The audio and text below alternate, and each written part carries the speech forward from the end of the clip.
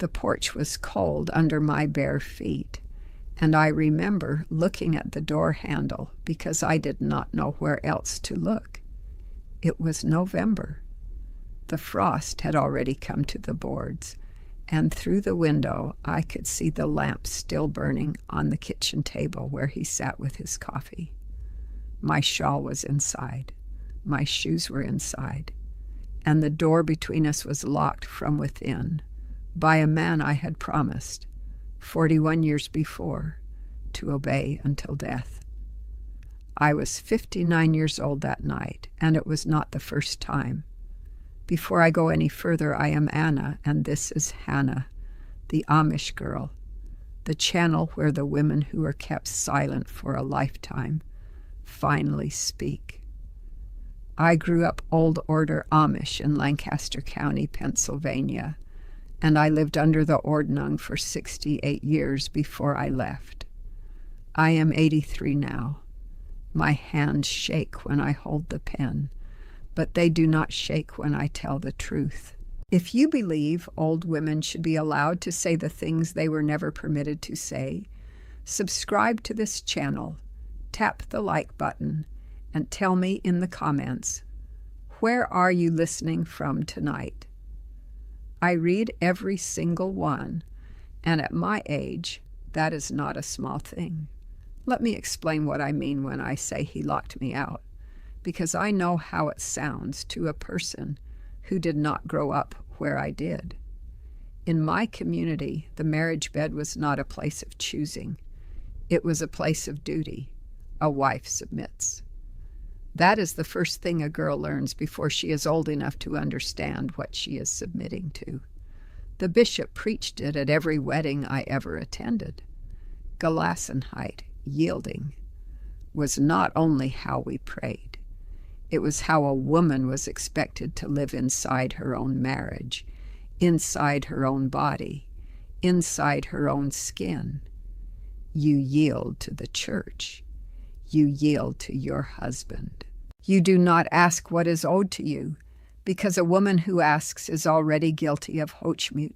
Pride was the greatest sin we knew. I married Amos in the autumn of my 18th year. Weddings in our district were held on Tuesdays and Thursdays after the harvest was in, and mine was on a Thursday, cold and bright, with nearly 300 people filling my father's barn. I woke at 4 that morning to help with the cooking. Roast chicken, mashed potatoes, gravy, choufle pie sweet enough to ache your teeth. I remember thinking, I can bake for 300. I can milk in the dark before dawn. But I did not know the first thing about the man I was about to lie down beside for the rest of my life. Amos was not a cruel man in the way people imagine cruelty. He did not shout. He did not raise his hand to me, not once in all our years. He was quiet, and he was respected, and the men at the sale barn spoke his name with a kind of weight. That is what made it so hard later to find the words for what he did, because there was no bruise to point to. There was only a door and a night and the cold. The first time was early in our marriage. I do not remember the reason, if there ever was a reason. I had said no to him. That is all. I was tired, or I was unwell, or I simply could not, and I told him so the way a wife might tell her husband anything. And he rose from the bed without a word, and he went down the stairs, and I heard the bolt slide across the door that led to the porch.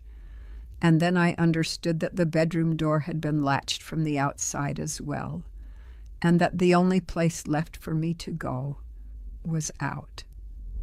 I stood on that porch in my nightclothes, and I waited for him to change his mind. He did not. Sometime near dawn, he unlocked it, and I came in, and I started the stove, and neither of us ever spoke of it. That was the pattern for the next 30 years. When I refused him, I slept on the porch. In the summer, it was bearable.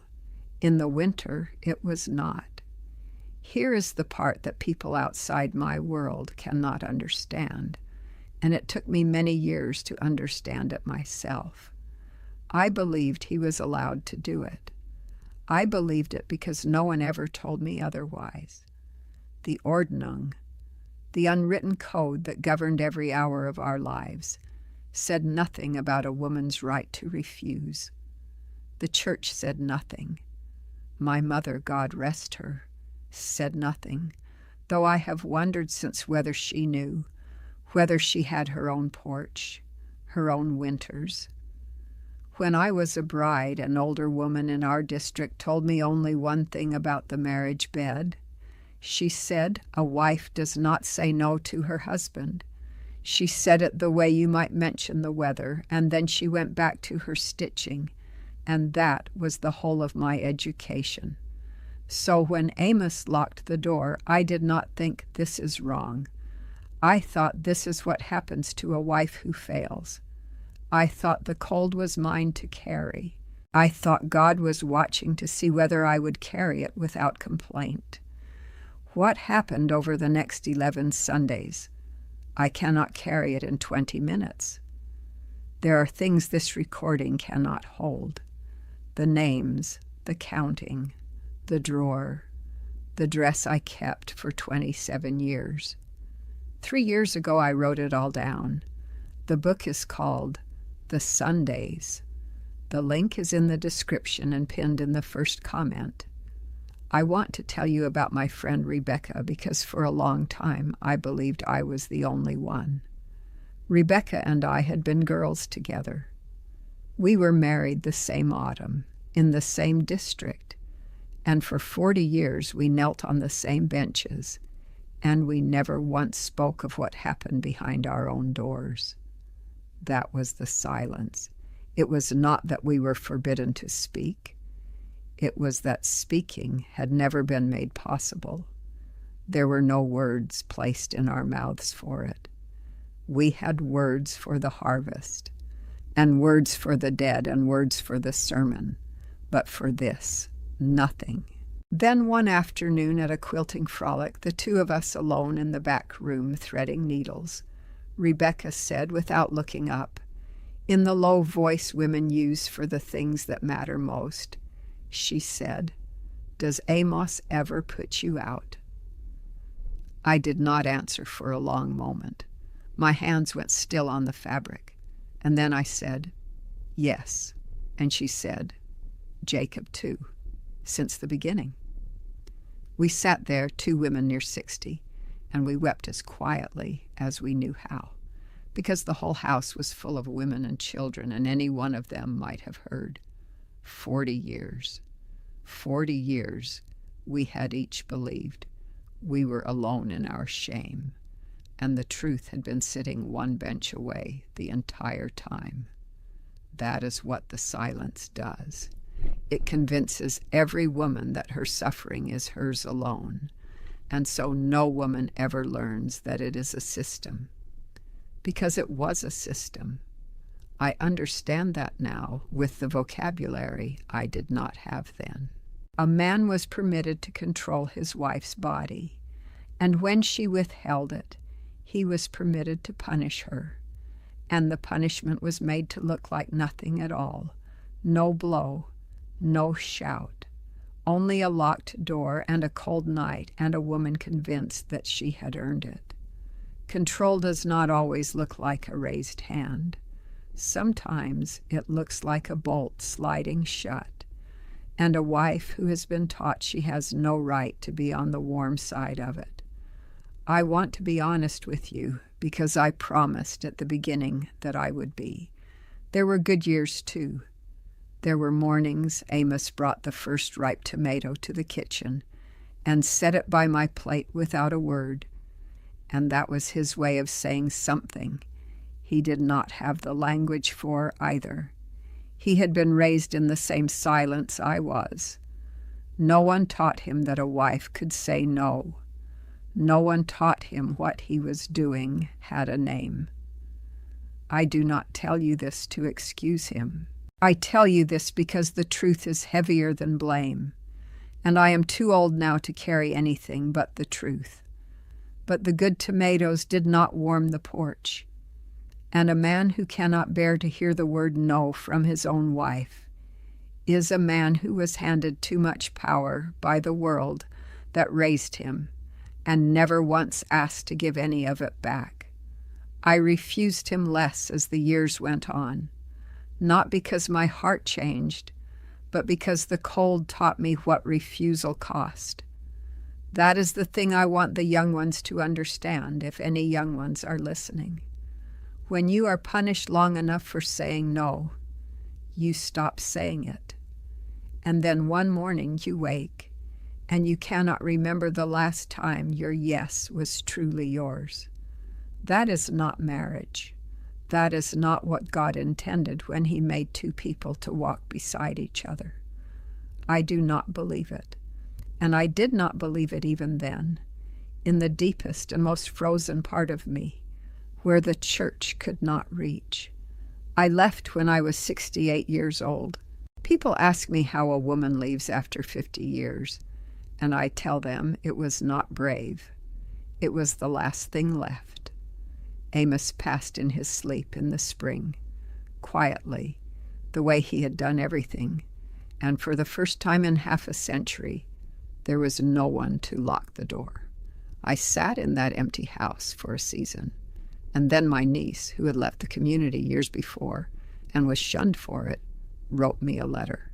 She did not know if I would answer. I answered. The cost came all the same, even at my age. My dung. The shunning does not spare the old. My remaining brother turned his back at my own husband's grave. Letters I sent came back unopened. But I will tell you what I gained, and it was worth every closed door. I gained a bed that no one could put me out of. In the years since, an English counselor, a kind woman younger than my own grandchildren, gave me words I had never once heard spoken aloud.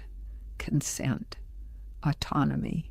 She told me that the word no is a complete sentence, and that a wife has as much right to it as any queen.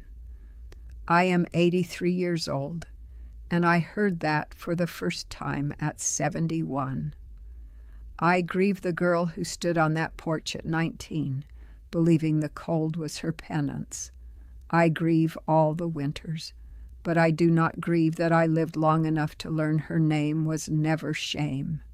Her name was Anna, and she deserved the warm side of the door. The Amish world gave me things I will carry into the ground. A community that came to every funeral and raised every barn. Hands that still know how to work. A faith that was wounded and buried, and in the end, quietly rebuilt into something that is finally my own. But there is no scripture that consecrates a woman's cold night as holy. There is no God I believe in now who made a woman's body and then handed the key to it to someone else. If you were taught that yielding was the same as love, hear me. It is not. Love does not lock the door. If you grew up in a world where your no was taken from you before you knew it was yours to give, I see you. If you ever waited on the wrong side of a door for someone to decide you were allowed back in, I see you. And you were never the one who failed. You were only a woman who was never told she was allowed to be warm. If this story reached something in you, leave me a comment and tell me what stayed with you. Tell me your own story if you are ready to. And if you want to keep hearing from behind the prayer cap, from a woman who waited 83 years to speak, subscribe to Hannah the Amish Girl. There is so much I have not yet said. The Sundays. What 20 minutes cannot hold. The link is in the description and the pinned comment. The morning is yours, if you decide it is.